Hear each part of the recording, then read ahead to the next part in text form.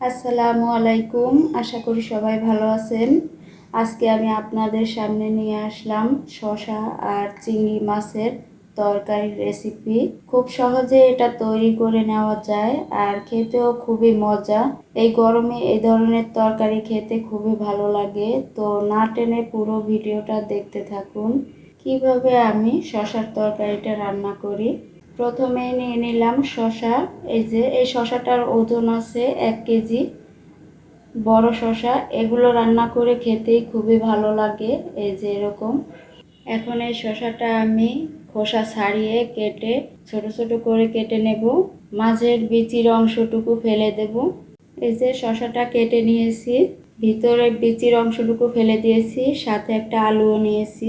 এই যে এরকম সাইজের করে কেটে নিয়েছি। আর নিয়েছি চিংড়ি মাছ, এই যে খোসা ছাড়িয়ে কেটে ধুয়ে পরিষ্কার করে নিয়েছি। এখন চুলায় একটা কড়াই বসিয়ে দিয়ে দিলাম পরিমাণ মতো সয়াবিন তেল। তেলটা গরম হয়ে গেছে, দিয়ে দিলাম পেঁয়াজ কুচি আর দিয়ে দিলাম কাঁচামরিচ ফালি করে কাটা। এই তরকারিটা ঝাল একটু কম দিলেই বেশি ভালো লাগে। অতিরিক্ত ঝাল দিলে এই তরকারিটা খেতে বেশি ভালো লাগে না। নেড়ে চেড়ে পেঁয়াজগুলো ভেজে নিচ্ছি। নেড়ে চেড়ে পেঁয়াজ কুচিগুলো হালকা বাদামি কালার করে ভেজে নিয়েছি। এখন দিয়ে দিলাম 2 চা চামচ আদা রসুন বাটা। নেড়ে চেড়ে কাঁচা গন্ধটা না যাওয়া পর্যন্ত ভেজে নেব।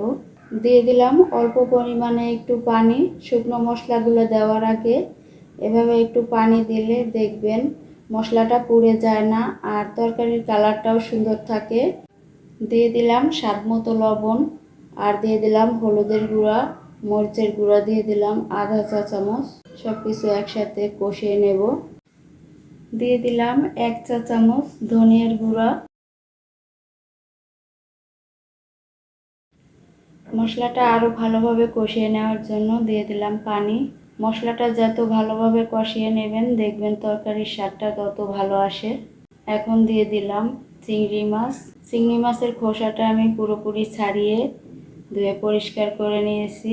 এভাবে দেখবেন রান্না করলে বাচ্চারা খুবই পছন্দ করে। খোসা ছাড়ানোর ঝামেলা থাকে না, খেতেও ভালো লাগে।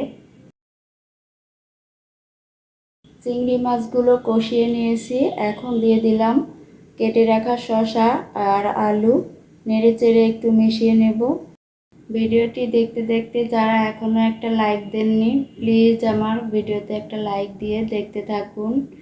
আর আমার চ্যানেলে যারা নতুন, আমার চ্যানেলটি সাবস্ক্রাইব করে আমার পাশে থাকবেন।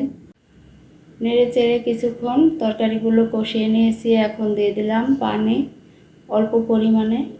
একটা ঢাকনা দিয়ে ঢেকে দিলাম। কিছুক্ষণ রান্না করে নিয়েছি। এখন একটু নেড়ে চেড়ে দিচ্ছি। একটু নেড়ে চেড়ে তরকারিটা চেক করে দেখব সিদ্ধ হয়েছে কিনা। এই যে খুব ভালোভাবে সিদ্ধ হয়ে গেছে। এখন আরও একটু ঝোলের পানি দিয়ে দিচ্ছি। এই তরকারিটা কষানোর সময় দেখবেন এত সুন্দর একটা ঘ্রাণ আসে, খুবই ভালো লাগে আর অনেক মজা হয় খেতে। আপনারা চাইলে এইভাবে করে ছোট শসাগুলোও রান্না করে খেতে পারেন। ছোট শসাগুলোও খেতে ভালো লাগে। এখন দিয়ে দিচ্ছি ভাজা জিরার গুঁড়ো। নেড়ে চেড়ে একটু মিশিয়ে ঢাকনা দিয়ে ঢেকে কিছুক্ষণ রান্না করব। এই যে হয়ে গেছে খুবই মজার শসার তরকারি। এখন আমি চুলাটা অফ করে দেখাচ্ছি এই তরকারিটার ফাইনাল লুক। রেসিপিটা ভালো লেগে থাকলে বাসায় ট্রাই করে দেখবেন। আরও মজার মজার রেসিপি পেতে আমার চ্যানেলটি লাইক, কমেন্ট, শেয়ার এবং সাবস্ক্রাইব করে আমার পাশে থাকবেন। সবাই ভালো থাকবেন, সুস্থ থাকবেন। আল্লাহ হাফেজ।